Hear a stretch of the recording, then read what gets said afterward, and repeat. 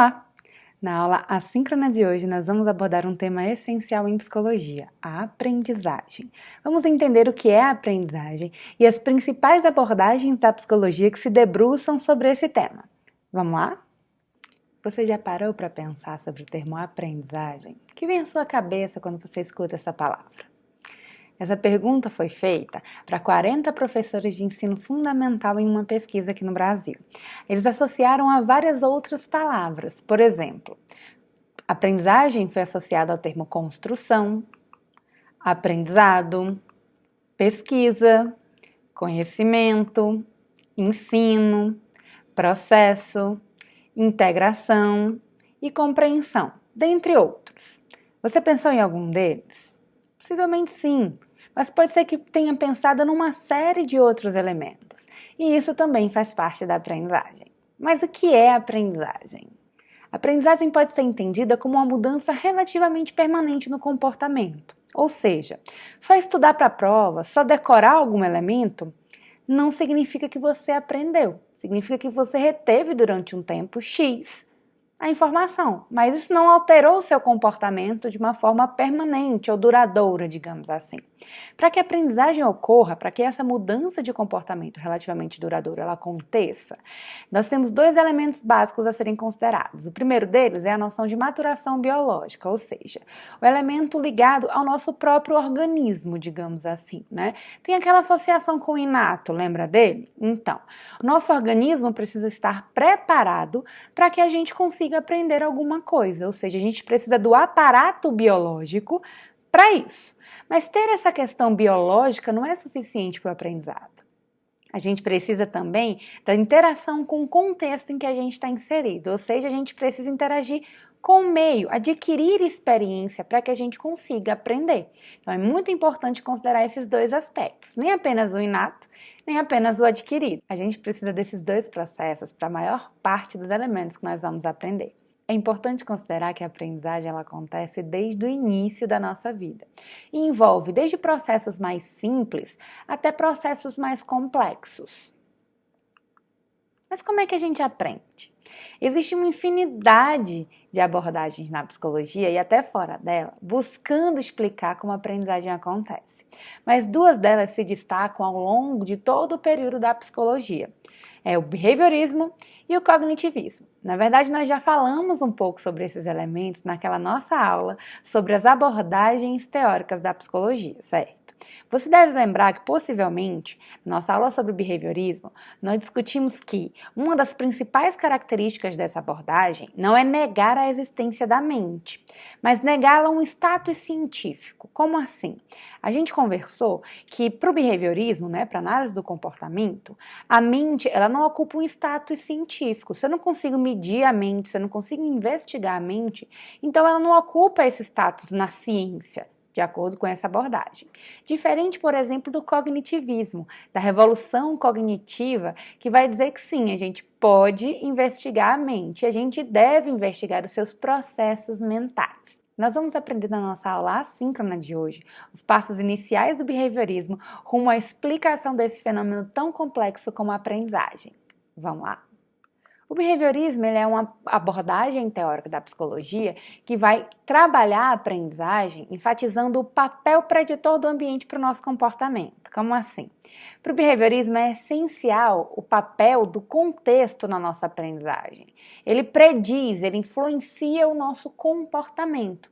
E isso é muito importante para explicar esse fenômeno tão complexo. A gente aprende, de acordo com essa abordagem, reagindo aos aspectos do nosso ambiente. Isso de maneira intencional ou não intencional. Por que de maneira intencional ou não? Porque para essa abordagem, a aprendizagem ela é um processo associativo. Como assim? A gente vai associar, vincular diferentes eventos para que a gente consiga aprender. Calma que isso vai ficar mais claro para você daqui a pouco. Porque a gente vai começar a falar sobre os tipos de condicionamento nessa abordagem. Como assim? Existem dois tipos básicos de condicionamento ou de processos de aprendizagem de acordo com essa abordagem. O condicionamento clássico, entendido como condicionamento respondente, e o condicionamento operante. Na nossa aula assíncrona, vamos focar nesse primeiro, ok?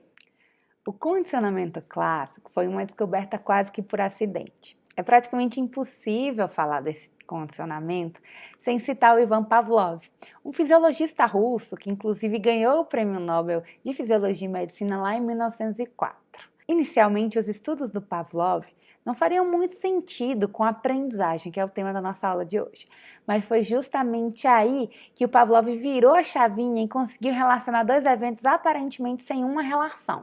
Como assim?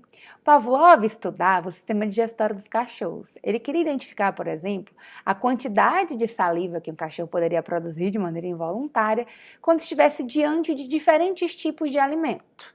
Vou mostrar para você uma imagem ilustrativa do experimento do Pavlov. Aqui a gente tem um cachorro que era investigado nesse processo. Se você observar perto do focinho do cachorro, existem algumas cânulas, digamos assim, que eram utilizadas para coletar essa saliva.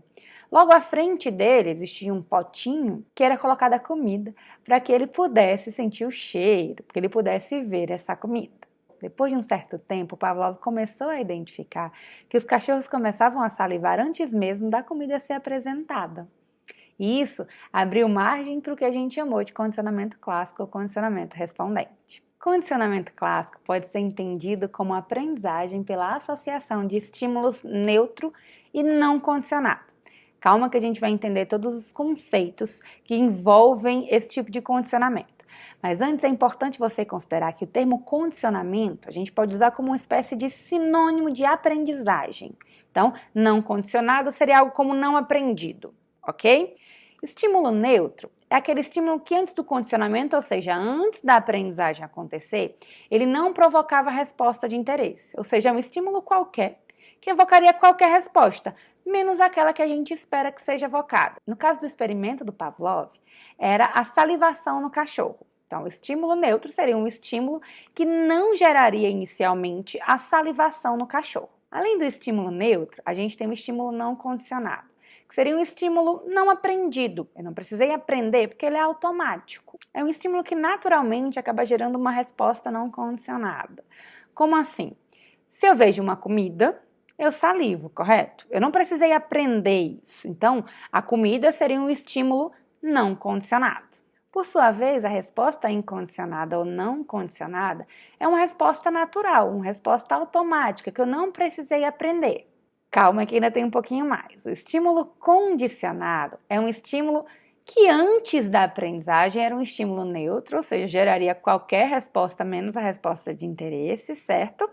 Mas que associada a um estímulo não condicionado, ou um estímulo incondicionado, vai gerar uma resposta condicionada, ou seja, uma resposta aprendida. Prometo que agora vai o último conceito dessa parte da nossa aula. Resposta condicionada. Resposta condicionada é a resposta aprendida. É aquela que eu precisei aprender. Diferente da incondicionada ou não condicionada, que a gente não precisou aprender. Para ficar mais claro, eu vou mostrar para você nesse momento todo o experimento do Pavlov. E aí a gente consegue associar a esses conceitos que eu acabei de apresentar, ok? Antes do condicionamento, ou seja, antes da aprendizagem, temos o nosso cachorrinho aqui participando do experimento. Digamos que a gente colocou na frente desse cachorro uma sirene. O que esse cachorro faria com essa sirene? Eu balancei um sino, coloquei algum barulho na frente desse cachorro. Será que esse cachorro vai salivar com essa sirene? Possivelmente não, né? Pelo menos a gente está falando aqui de antes da aprendizagem, antes dessa associação. No começo a gente pode colocar então que essa sirene é um estímulo neutro, ou seja, um estímulo que vai gerar qualquer resposta, menos a resposta que a gente espera, ok? Então o cachorro ouvindo essa sirene, ele pode latir, ele pode se balançar, mas a gente não quer que ele faça isso, a gente quer que ele salive quando escuta esse barulho. Então, a gente tem aqui uma resposta qualquer, ele não apresenta uma salivação. Ainda antes do condicionamento, mas num segundo momento, a gente apresenta a comida para o cachorro. Ao se deparar com a comida, o cachorro começou a salivar. Então, a gente pode dizer que a comida é um estímulo incondicionado, ou seja, ele não precisou aprender, era um estímulo automático, digamos assim. Assim como a resposta do cachorro de salivar frente a esse estímulo incondicionado ou não condicionado, seria uma resposta incondicionada ou uma resposta não condicionada. Ele não precisou aprender a salivar a partir da comida. Então vamos para a terceira parte do experimento. Durante o condicionamento, aconteceu o que a gente chamou de emparelhamento de estímulos. Como assim? O cachorro foi apresentado ao mesmo tempo a comida e a sirene. A comida como estímulo incondicionado e a sirene ainda como estímulo neutro, ok? Eles foram emparelhados, apresentados de forma conjunta sucessivas vezes. Como era de se esperar, ao ser apresentado a esses estímulos, o cachorro salivou. A resposta que ele apresentou, a gente chama ainda de resposta incondicionada. Porque nesse momento, lembre-se que ainda é durante o processo de aprendizagem.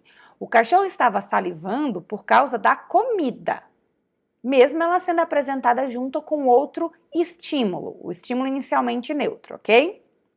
Acontece que na última fase do experimento, ou seja, após a aprendizagem, após o condicionamento, o cachorro, quando apresentado a sirene, começou a salivar.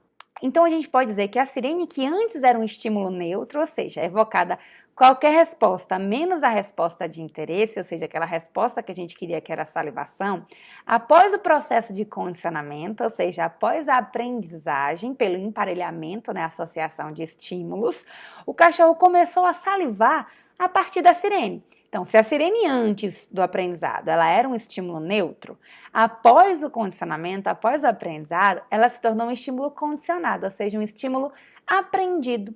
Porque a partir desse processo, houve uma resposta condicionada. O cachorro aprendeu a salivar frente à sirene. Possivelmente você deve estar se perguntando, mas isso se aplica aos seres humanos?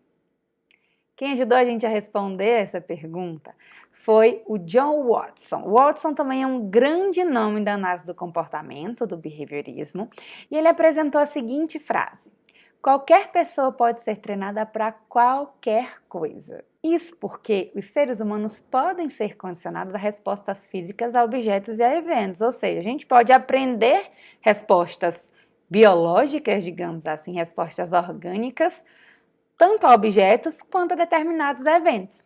Especialmente quando se fala de respostas emocionais. Vou dar o exemplo do medo. O experimento mais famoso do Watson ficou conhecido como o experimento do pequeno Albert, o nome fictício de uma criança de 11 meses que estava no hospital em que o Watson trabalhava.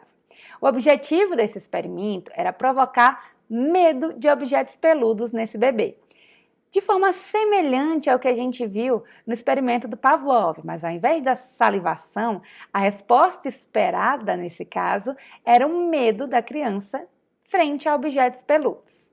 Que objeto peludo foi utilizado? Na verdade, foi apresentado para a criança um rato branco peludo. Vou explicar para você passo a passo desse experimento. Vai tentando fazer a relação com o experimento anterior que a gente viu, para entender como ele fez a adaptação, o ajuste para os seres humanos. Então, o pequeno Albert foi apresentado ao rato. A gente pode colocar que o rato, inicialmente, era entendido como um estímulo neutro. Lembra da definição de estímulo neutro? É um estímulo que evoca uma resposta qualquer, menos aquela resposta que a gente espera que ele apresente. Se a ideia do Watson era que o pequeno Albert começasse a ter medo de um rato, então a gente pode dizer que a criança não apresentava reações de medo nesse primeiro momento. Ela poderia reagir de uma série de formas, sorrindo, tentando pegar o rato, ou nem olhando para o rato. Ela poderia emitir uma série de respostas, ok? Então o rato, nesse primeiro momento, era um estímulo neutro. E a criança apresentava uma resposta qualquer frente a esse estímulo, ok? Vamos para a etapa seguinte. Ainda antes do condicionamento, essa criança ela era apresentada a um barulho muito alto. Então, ele batia numa barra de ferro, por exemplo, próximo a essa criança. Automaticamente, o que acontecia com essa criança? Se antes o pequeno Albert estava super tranquilo, quando ele ouvia esse barulho muito alto próximo a ele, a criança começava a chorar. Então, a ideia é que, ainda antes do condicionamento, ou seja, ainda antes da aprendizagem, o barulho que o pequeno Albert escutava pode ser entendido como um estímulo não condicionado, ou um estímulo incondicionado. Lembra desse conceito? Era aquele estímulo que evocava automaticamente a resposta que a gente queria, a resposta de medo. Então, a resposta que o Watson utilizou para indicar que a criança estava com medo era o choro. Então, a gente pode colocar aqui o estímulo não condicionado evocou uma resposta não condicionada, ou seja, o estímulo não aprendido evocou automaticamente uma resposta não aprendida, uma resposta automática. Lembra que a gente ainda está antes do condicionamento. Agora vamos para durante o condicionamento. Lembra do estudo do Pavlov? Naquele experimento, houve um emparelhamento de estímulos, certo? Ao cachorro foi apresentado ao mesmo tempo, sucessivas vezes, a comida e a sirene. No caso do pequeno Albert, esse emparelhamento de estímulos aconteceu pela apresentação simultânea dos dois estímulos, o neutro e o não condicionado. O que é que o pequeno Albert fazia? Começava a chorar. Então, nesse momento, no emparelhamento de estímulos, a gente tem o estímulo não condicionado, que é o barulho, e o estímulo inicialmente neutro, que era o rato, que antes do processo não evocava a resposta esperada dessa criança, ok? Então, a partir do momento que houve esse emparelhamento de estímulos, a criança apresentou ainda uma resposta não condicionada, ou seja, ela estava chorando e demonstrando medo durante o processo de aprendizagem por causa do barulho, ainda não era por causa do rato. Na última parte do experimento, essa criança ela era apresentada ao rato. Se o rato anteriormente era um estímulo neutro, lembra de novo, um estímulo que não evocava a resposta esperada, que era a resposta de medo, ao final do processo de aprendizagem, né, o processo de condicionamento, o que acontecia? A criança começava a chorar, emitindo as respostas de medo esperadas pelo Watson. Então a gente pode dizer que ao final do experimento, o rato, que antes era um estímulo neutro, se tornou um estímulo condicionado, um estímulo aprendido, evocando resposta condicionada, ou seja, a resposta aprendida. O pequeno Albert ele foi treinado, ele foi condicionado a apresentar respostas de medo frente aos ratos brancos. Mas e se ele fosse apresentado, por exemplo, a um coelho branco, a um casaco de pele branco e ao Papai Noel, alguém fantasiado de Papai Noel? O que é que você acredita que aconteceria? A criança possivelmente também choraria frente a esses estímulos. Porque aconteceria o que a gente chama de generalização de estímulos. O que é isso?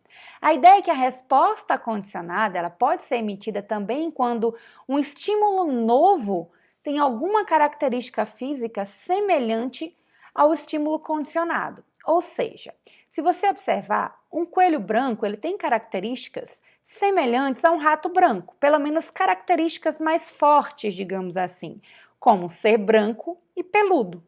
Apesar do tamanho ser diferente, se essas características forem marcadamente semelhantes, como a cor e o pelo, isso pode evocar a resposta condicionada. Mesmo que no processo de aprendizagem a gente não tenha utilizado um coelho, um casaco de pele ou um Papai Noel. E se essa criança fosse apresentada a um cachorro preto? O que você acha que aconteceria? Pelo menos a criança não ia emitir a resposta que a gente esperava. Ela não ia começar a chorar com o cachorro preto pelo motivo que a gente entendeu anteriormente. Então, ele não vai apresentar a resposta condicionada. Esse fenômeno que a gente acabou de explicar se chama discriminação de estímulos. Dois estímulos são suficientemente distintos para que um evoque uma resposta condicionada e o outro não. Ou seja, eles apresentam características muito diferentes. E aí isso acaba não gerando a generalização de estímulos. Mas o que você acha que aconteceria se essa criança nunca mais escutasse aquele barulho diante de um rato? A princípio, o pequeno Albert continuaria chorando, mas depois de um tempo em que ele fosse apresentado ao rato, mas não houvesse mais um emparelhamento de estímulos, ele pararia de responder ao rato com a resposta que ele aprendeu, ou seja, com a resposta de medo. Esse fenômeno se chama extinção. Como assim? A resposta condicionada, ou seja, a resposta que ele aprendeu, deixa de ser menos frequente e chega a desaparecer. Por quê? Pela falta de emparelhamento, pela falta de associação entre os estímulos. Mas isso significa que ele nunca mais vai emitir essa resposta de medo? Não. Depois de um período de descanso, pode acontecer o que a gente chama de recuperação espontânea. Ele pode começar a chorar diante do rato, mesmo que a gente não tenha mais emparelhado os estímulos depois de muito tempo. O que a gente chama de recuperação espontânea é um fenômeno de reaparecimento de uma resposta condicionada que antes tinha sido extinta, ou seja, tinha acabado, ele não emitia mais, depois de um período de descanso, mesmo que a gente não tenha submetido essa criança a um novo condicionamento. Esse tipo de condicionamento não acontece apenas com animais ou apenas com crianças. A gente aprende com bastante frequência utilizando esse tipo de condicionamento. Por isso, para finalizar nossa aula assíncrona de hoje, eu vou deixar uma reflexão para você sobre a aprendizagem considerando o condicionamento clássico, ou condicionamento respondente. Imagine que você é dono ou dona de uma loja de uma marca de sapatos nova, recém-lançada no mercado, chamada Let It. Esse é um nome fictício, tá? E a verdade é que você deseja que a sua empresa seja lembrada pelos clientes. Eu quero que você pense na aplicabilidade do que a gente acabou de ver, que você identifique ao menos 2 estratégias que possam ser utilizadas para obter essa resposta do cliente, ou seja, a resposta esperada, utilizando com base o condicionamento clássico. Espero que o conteúdo tenha ficado claro para você. A gente se encontra na aula síncrona para discutir um pouco mais e tirar dúvidas. Até lá!